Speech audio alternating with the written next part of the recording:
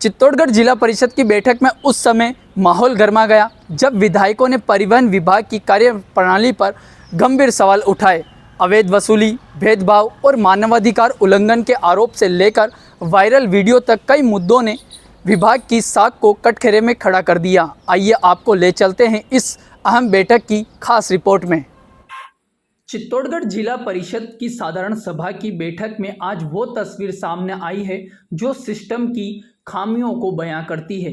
मंच पर जनप्रतिनिधि थे, नीचे जनता की उम्मीदें और निशाने पर था परिवहन विभाग यानी आरटीओ। आरोप गंभीर थे, अवैध वसूली, ट्रक चालकों के साथ में बदसलूकी, मनमानी कार्रवाई और लोकतंत्र को ठेंगा दिखाती अफसरशाही। बैठक में हर कोई बोल रहा था लेकिन सच्चाई चीख रही थी। आरटीओ की कार्यशैली को लेकर विधायक तक बिफर गए।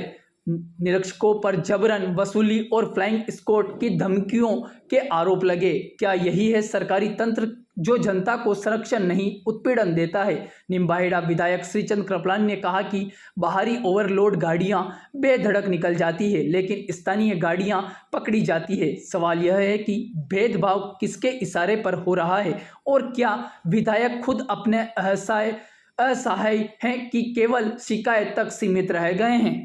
मेरे नंबर की गाड़ी है, बाहर की गाड़ियाँ रोज जा रही है। आरटीओ साहब निम्बाड़ी गाड़ियाँ ओवरलोड नहीं होने के बावजूद भी रोक के उनको सब बहुत परेशान कर रहे हैं। नंबर 1। नंबर 2, निम्बाड़ा के हाईवे पे फ्लाइंग खड़ी होकर क्या कर रही है आपको पता है? पता है कि नहीं? मुझे बताओ। अभी वहाँ नहीं है सर, बात अभी नहीं होगी 2 दिन से। नहीं, मार्च के बाद वहाँ से, मार्च के बाद भी नहीं, 4 तारीख को भी थी, 5 तारीख को भी थी। क्या वसूली कर रही है? मेरे से मत कह रहा हूँ, मैं कहना नहीं चाहता आपको।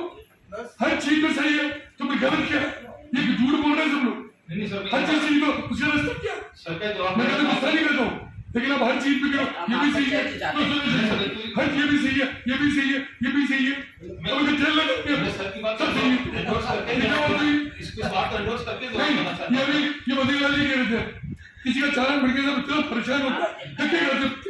इंस्पेक्टर डीटीओ से बात करो, डीटीओ के आरटीओ से बात करो, 1 मिनट नहीं बचा 2 मिनट, सब चीजें स्थिति है। आप जवान अधिकारी इसका कुछ सुविधा आपका नाम निकालो आप, ट्रांसफर हो जाएगा आपका यार। नहीं सर, पहले आप मुझे बताओ, निम्बाड़ा में बॉर्डर पे निम्बाड़ा में बॉर्डर पे जो आरटीओ का अपना दफ्तर है, उसके अलावा आगे जाके वसूली कर सकते हैं क्या? हम मुझे कलेक्टर इस बात की जवाब दो। नहीं सर, वसूली तो कहीं भी नहीं कर सकते, कहीं भी प्लानिंग करके और प्राइवेट गेम कर रहे हैं।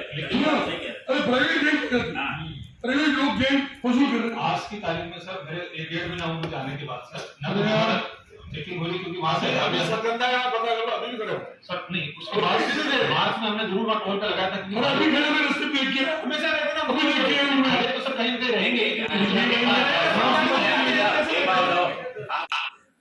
कपासन विधायक अर्जुनलाल जिंगर ने आरटीओ की कार्रवाई को कुछ हद तक जायज भी बताया, लेकिन सवाल ये उठता है कि जब जनता खुद अत्याचार की बात कर रही है तो जायज कार्रवाई के पीछे खड़ा होना किसका साथ देना है, जनता का या फिर प्रशासन का? कह रहा हूँ कि जो ड्राइवर बदतमीजी करता है और जो रोड जाम करता है, रोड जाम करने के बाद में उसे आरटीओ इंस्पेक्टर या अन्य कोई भी अधिकारी रिक्वेस्ट करके उसको कहे और वो नहीं माने और वो टायर के बीच में जा कर के सो जाए तो उसको टायर से बाहर निकालना तो पड़ेगा और रोड जाम नहीं करने देंगे। इस प्रकार से यदि कोई हठधर्मिता करे उसके साथ जो आरटीओ इंस्पेक्टर ने उस परिस्थिति में यदि किया है तो वो जायज़ है और उस परिस्थिति में नहीं करके इंटेंशनली किया है तो वो गलत है। बेगू विधायक डॉक्टर सुरेश धाकड़ ने नियमों की एक रूपता की बात कही, मगर यह नहीं बताया कि ये नियम क्यों केवल आम जनता पर लागू होते हैं। सीसीटीवी जांच की बात करने वाले विधायक क्या खुद कभी इन चेकिंग पोस्ट पर जाकर ज़मीनी हकीकत देख पाए हैं? अभी हाल ही के दिनों में गंगरा टोल टैक्स पर एक इंस्पेक्टर द्वारा बदतमीजी का मामला सामने आया। उसके लिए संबंधित आरटीओ विभाग से अभी आरटीओ साहब से भी पूछा, उन्होंने अपना स्पष्टीकरण दिया, लेकिन उनसे कहा कि सबके लिए नियम कानून समान होना चाहिए। अगर ओवरलोड है तो सब ओवरलोड है, अंडरलोड है तो सब अंडरलोड है। और अगर आपको कोई दिक्कत आ रही है, आप वहाँ जाकर कर रहे कोई बदतमीजी करता है तो आप टोल टैक्स के पास सीसीटीवी कैमरे के पास जांच करें, ताकि दूध का दूध और पानी का पानी हो जाएगा और फालतू के जो आरोप प्रत्यारोप लगते हैं ये दौर भी बंद हो जाएगा और उन्होंने आश्वस्त किया कि आने वाले समय पे सबको एक समान रखा जाएगा। ऐसा नहीं होना चाहिए, मैं इसकी निंदा करता हूँ, क्योंकि कोई भी जनप्रतिनिधि, हमें तो लोग भला बुरा करते हैं, हम भी सबकी सुनते हैं, लेकिन हम सीधी कार्रवाई करना शुरू कर देंगे तो ये लोकतंत्र में ये संभव नहीं है। कानून ने अधिकार दे रखे हैं, चाहे वो सांसद हो, विधायक हो, पत्रकार हो, पुलिस हो, कोई भी हो, लेकिन अपने कानून के दायरे में रह के काम करना चाहिए। चित्तौड़गढ़ विधायक चंद्रभान सिंह आक्या ने गुत्थम गुत्था को निंदनीय बताया है, लेकिन ऐसे वक्त पर सिर्फ निंदा से क्या बदलेगा? जब सिस्टम बेलगाम हो और जनता के खिलाफ मोर्चा खोले तो क्या केवल बयानबाजी ही जवाब है? समय खेतपूर्ण वातावरण है। जिस प्रकार का मैंने पहले भी ये कहा है कि आरटीओ ने इस प्रकार की कोई बात हुई है, आपस में गुत्तम गुत्ता हुई है तो गलत है। उसकी मैं खुद भी निंदा करता हूँ, मैं उसकी कोई प्रशंसा नहीं करता हूँ। वो हुआ है जो गलत हुआ। जिला परिषद सदस्य बद्री जगपुरा ने वीडियो का हवाला देते हुए थप्पड़ की घटना उजागर की। उन्होंने गुंडागर्दी का आरोप लगाया, लेकिन प्रश्न यह है कि अगर वाकई ऐसा हो रहा है तो अब तक कार्रवाई क्यों नहीं हुई? सिस्टम में इतनी ताकत किसकी है जो नियमों को धक्का बता रही है? प्लानिंग स्क्वाड की हरकतें, चालकों से गाली गलौज, पैसे वसूलने के वीडियो, ये सब क्या सिर्फ सुनने भर के लिए हैं? आरटीओ अधिकारी अगर कानून के नाम पर अत्याचार कर रहे हैं तो लोकतंत्र में ये किस तरह की स्वीकार्य हो सकता है? जिला परिषद की बैठक हुई है, किस तरह के मुद्दे छाए रहे हैं और पर्यावरण विभाग से जुड़ा कोई मुद्दा उठा है बड़ा? देखिए, पर्यावरण विभाग का काफ़ी लोचा है पर्यावरण विभाग में। सभी लोगों ने उठाया है। एक विधायक जी ने तो कहा कि ड्राइवर गलत है, तो ड्राइवर कैसे गलत हो सकता है जबकि उनसे अवैध वसूलियाँ की जा रही है। अभी पिछले दिनों आपने देखा होगा, सोशल मीडिया पर काफ़ी चला है कि आरटीओ इंस्पेक्टर एक ड्राइवर के बाल खींचते हुए उसको थप्पड़े मार रही। तो इस तरीके के काम, एक गुंडागर्दी पे आरटीओ डिपार्टमेंट, परिवहन विभाग उतर के आ रहा, अवैध वसूलियाँ हो रही है। जिले में रेत के 40-40 टन, 50-50 टन भर के डंपर जा रहे हैं, उन पे कोई कार्रवाई नहीं हो रही। वो किस राजनीतिक दबाव में, इस संबंध में काफ़ी चर्चा हुई और उन्होंने, आरटीओ साहब ने कहा है कि आज के बाद में हम ओवरलोड नहीं चलेंगे, लेकिन मुझे ऐसा लगता नहीं, क्योंकि इसमें सत्तासीन लोग जो रेती और बजरी में इन्वॉल्व है, इसलिए ओवरलोड भी चल रहा है और सब कुछ माफिया फल फूल रहा है। घोसुंडा बांध को लेकर के मालिकाना, घोसुंडा बांध का लेके अभी सत्तासीन कुछ विधायकों ने अलग अलग राय रखी है।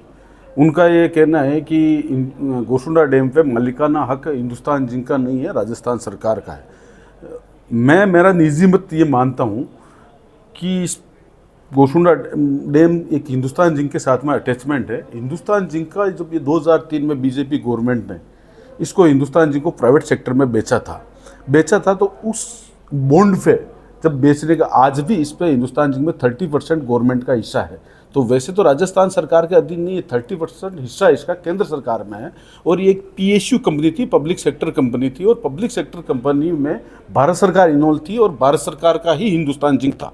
तो जब भारत सरकार ने हिंदुस्तान जिंक को अगर प्राइवेट हाथों में बेचा है तो उसके दरमियान जो कुछ समझौते अलग अलग क्राइटेरिया पे हुए हैं कि इसमें 800 MFC पानी जो पीने के लिए दिया जाएगा, 5 पानी घोसुंडा को दिया जाए, 5 MFC अलग अलग का इसका क्राइटेरिया, और बाकी का हिंदुस्तान जिंक अपने उद्योग के लिए काम लेगी। लेकिन जब इस चीज़ की जब बात होती है तो आज का जो मुद्दा ये था कि अभी हिंदुस्तान जिंक को 423.5 तक शायद भराया जा रहा है घोसुंडा डैम को। तो इसका निर्माण जो किया हुआ है 427.5 FRL पे, तो अभी इसको 427.5 FRL पे भरने के बाद में मुझे नहीं लगता है कि इसके आसपास चित्तौड़ जिले में कोई पानी पीने की परेशानी आएगी।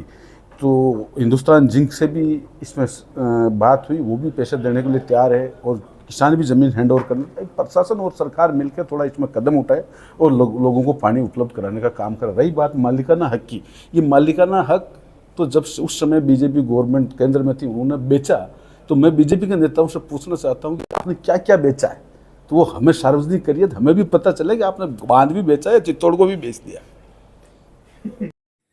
जनप्रतिनिधि मंच से भाषण दे रहे हैं, लेकिन आम आदमी अब भी सड़क पर अपमानित हो रहा है। आरटीओ विभाग एक ऐसा उदाहरण बन गया है जहां कानून की आड़ में लूट हो रही है और इस लूट को ढकने में शायद कहीं न कहीं नेताओं की चुप्पी भी शामिल है। सवाल यह नहीं है कि किसने क्या कहा, सवाल यह है कि अब क्या होगा अगर हर बैठक में यही आरोप दोहराए जाने हैं और हर बार अधिकारियों की गर्दन बचा ली जाएगी तो लोकतंत्र को जनता कैसे महसूस करेगी। जवाबदेही सिर्फ बयान देने से ही नहीं आती है, कार्रवाई से आती है। यह सिर्फ और यही मांग आज चित्तौड़गढ़ की जनता भी अधिकारियों से कर रही है। ट्रक में ऐसा क्या है जो कोई ट्रक ब्रेक लगा के निकल जाती है, कोई ट्रक रुकती है। मैं ये आज से नहीं कह रहा हूँ, मैं जब 13 में विधायक था तब से कह रहा हूँ, अभी कह रहा हूँ। ये मेरा मध्य प्रदेश देख लो, हमारा जो मध्य प्रदेश वहाँ जितना रेवेन्यू आता है ना, मेरे साथ चलो आपको मालूम नहीं हो तो मैं उसके आंकड़े भी मेरे पास है और हमारा बॉर्डर सामने खड़ा है।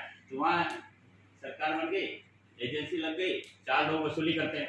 ये नहीं होना चाहिए, इससे हमारी बदनामी होती है। सरकार लोग कहते हैं एमएलए मिल जाता है, सब मिल जाता है, तो हमारी बदनामी क्या है? किसी से मिले हुए नहीं, हम क्लियर हैं, जनता से मिले हुए। आपकी बात ही सुनूंगा, मैं ये जो कह रहा हूँ बात कि भाई चित्तौड़गढ़ में जिला परिषद की बैठक ने एक बार फिर साबित कर दिया कि जब जनप्रतिनिधि एकजुट हो तो प्रशासन को जवाब देना ही पड़ता है। परिवहन विभाग पर उठे सवालों का जवाब अब जिला प्रशासन और राज्य सरकार को देना होगा। सहयोगी शंभू दयाल टेलर के साथ चंद्रेश जैन, स्टार मंथन, चित्तौड़गढ़।